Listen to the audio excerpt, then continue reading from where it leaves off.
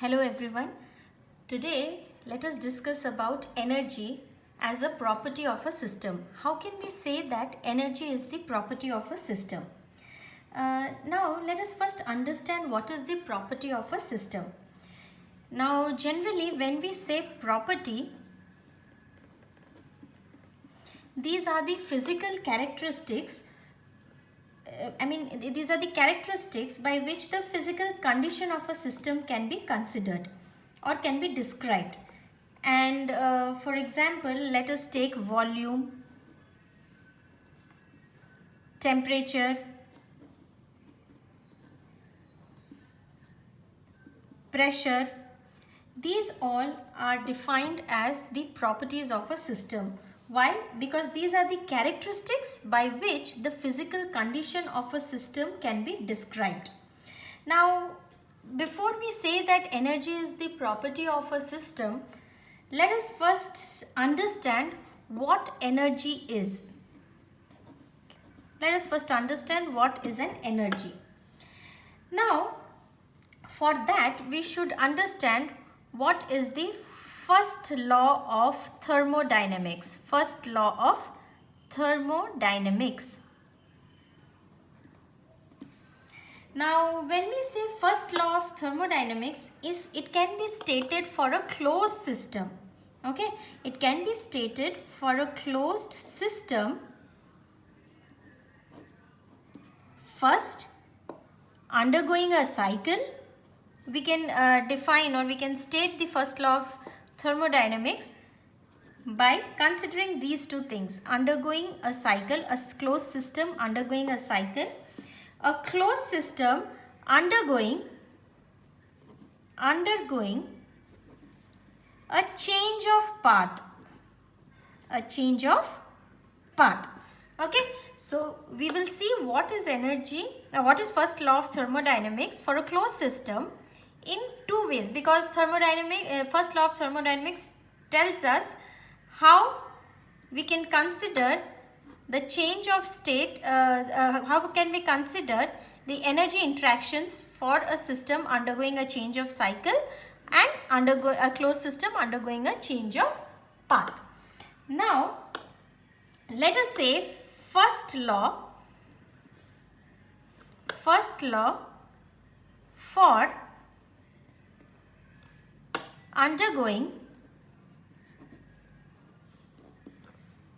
a cycle. Now, when we say the first law for a closed system undergoing a cycle, we can say that the algebraic sum of all the energy interactions. Now, here let us first consider the heat interaction and the work interaction. So, all the heat interactions,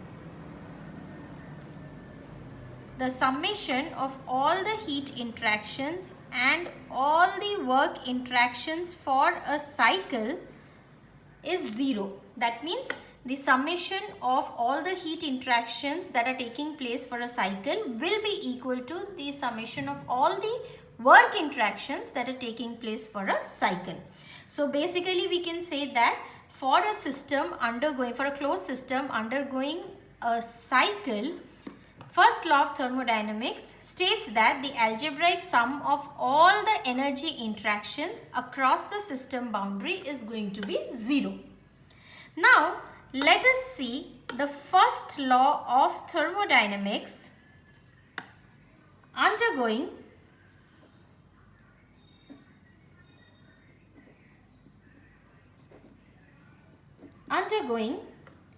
a change of state. Now here let us first consider a system. Now I'll just abruptly take this as our system, this to be the system boundary and this to be the universe.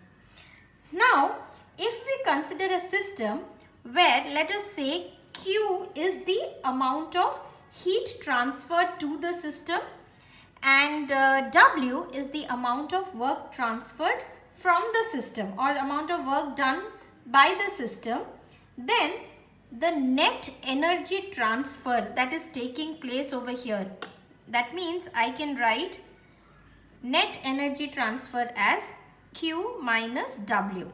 Okay, so the net energy transfer that takes place will be either stored or accumulated within the system, and the net energy transfer that is accumulated or stored in the system is neither heat nor work.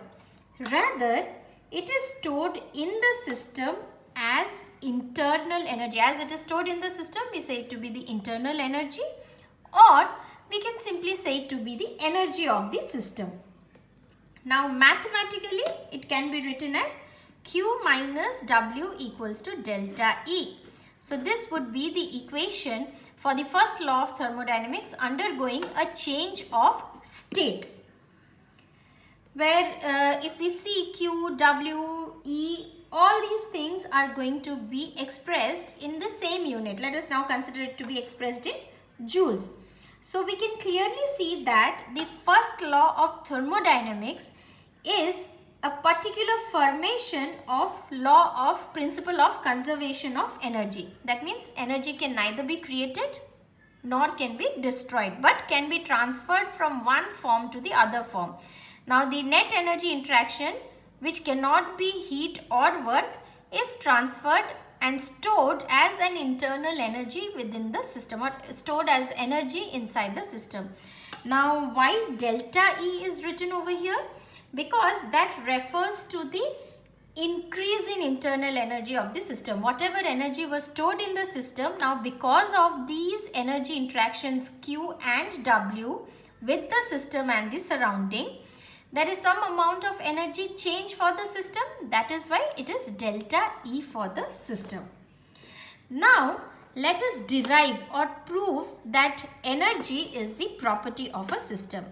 Now, how do we proceed in this? Let us first over here plot a PV curve. Let us now first plot a PV curve. P y-axis, V in the x-axis.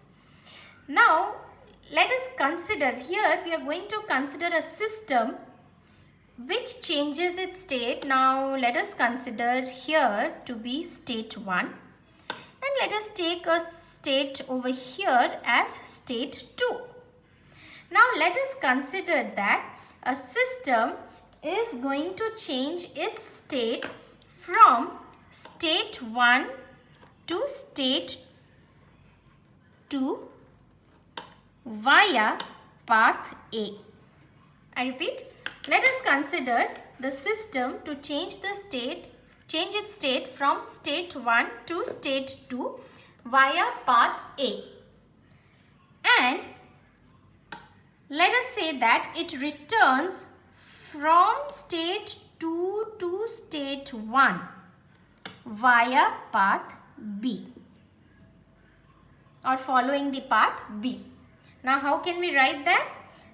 If we clearly see here, then the system has gone from state 1 to state 2 and then back from state 2 to state 1. So, we can say this to be a cyclic process. Why? Because at the end of the process, the initial conditions are restored over here. So, here I can say that the system has gone from state 1 to state 2 via path A and has returned from state 2 to state 1 via path B, which is a cycle. Now, let us write first law of thermodynamics. First law of thermodynamics for path A. Now, when I say path A, that means it is undergoing a change of state, that is from state 1 to state 2. Now, here we can write the first law of thermodynamics as, let us say that path A, QA is the amount of heat transferred to the system, and let us say that WA is the amount of work done by the system when it goes from state 1 to state 2. So, here I can write the first law of thermodynamics as, for a change of state, QA equals to WA plus delta EA. Let me name it as equation 1. Now, if I am going to write the first law of thermodynamics for the path B, that means when it goes from state 2 to state 1 from path B. Now here I have not yet considered about the cycle. I am just talking about when it goes from state 1 to state 2 via path A, which we have written the equation. Now I'll consider a change of state from state 2 to state 1 via path B. Now here also I can say that for this QB is the amount of heat interaction and WB is the amount of work done by the system. Now I can write QB equals to, similarly, taking the first law of change of state, WB plus delta EB. This I can write it as equation 2. Now we can see that we have done equation 1. We have written the change of state for path A, we have written the change of state for path B. Now let us come to the cycle. When we say it has moved from path A to from 1 to 2 via path A and returned to point 1 or state 1 through path B, that means it has undergone a cycle. Now if we consider the whole cycle constituting processes as A and B together, we can write the first law of thermodynamics,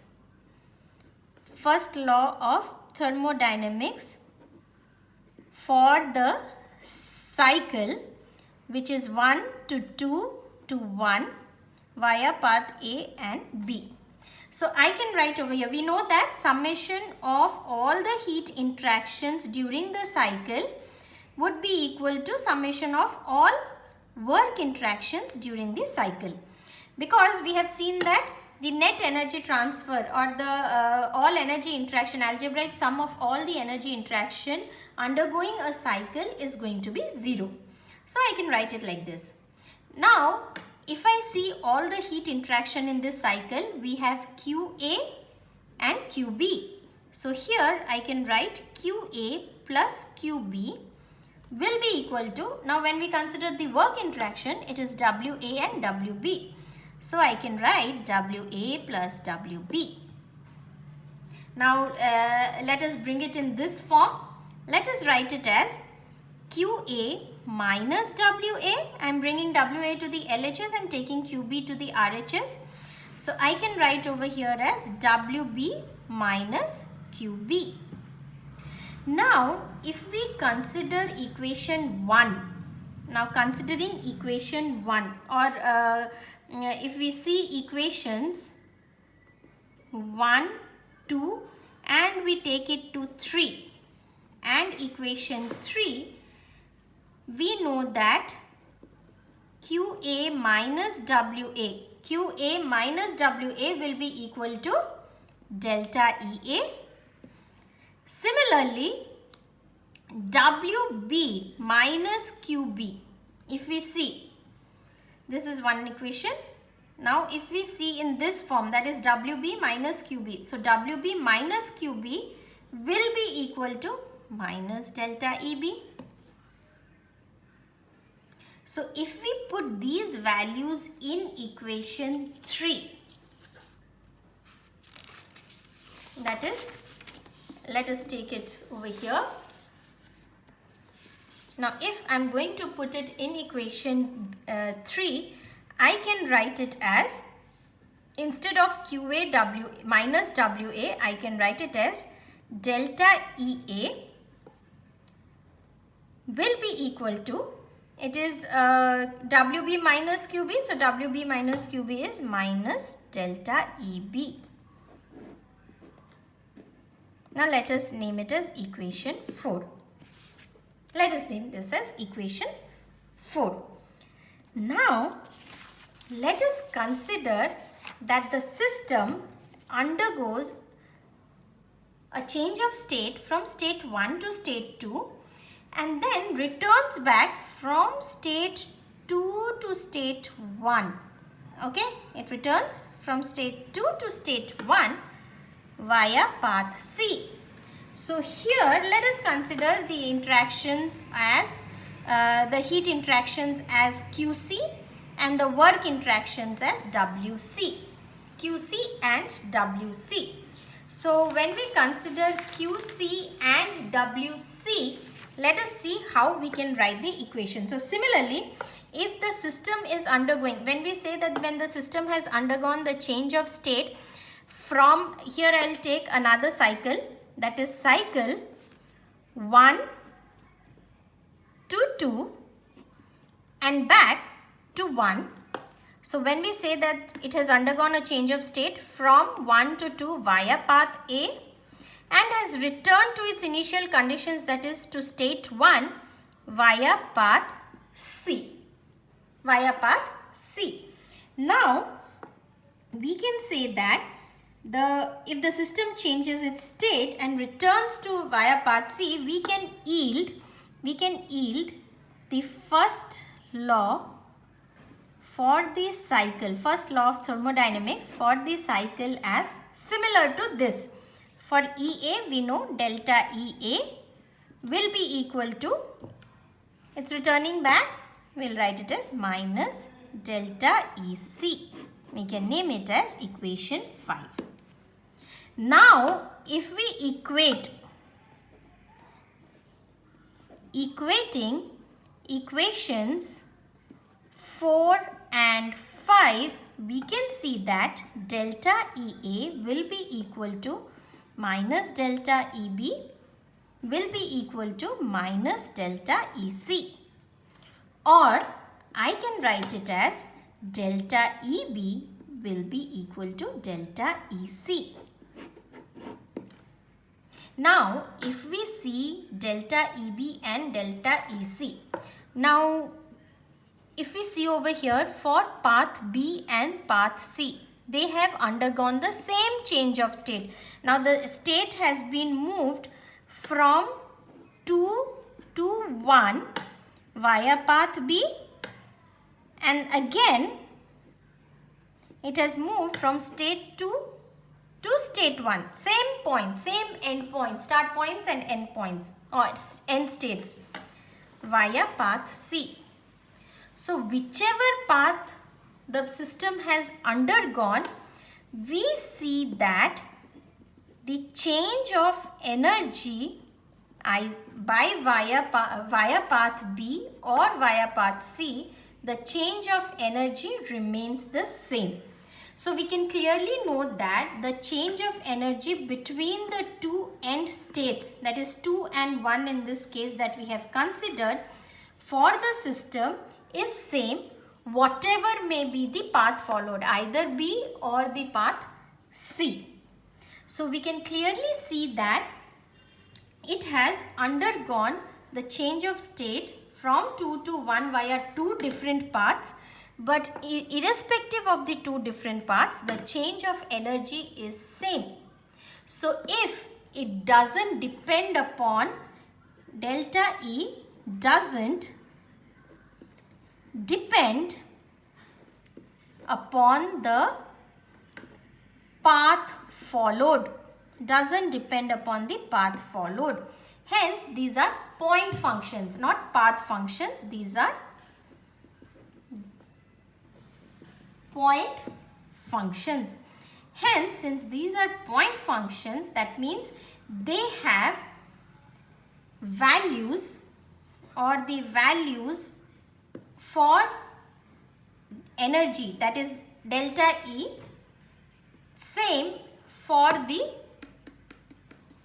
whatever path it has followed. Hence, since it doesn't depend upon the path followed, we would say that energy values remain same.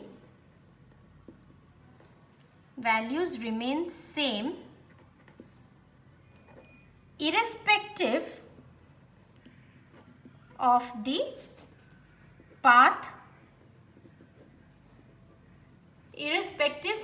path followed. Hence, from here we can say that since it is a point function, energy is the property of the system. Energy is the property of the system. Hence, in this way, we can prove how energy is the property of the system. I hope I have given a clear understanding about energy being the property of the system. If you have any doubt, then you can please comment. I will get back to you. I'll try to clarify your doubts. And please like, share and subscribe my channel. Thank you so much for your time.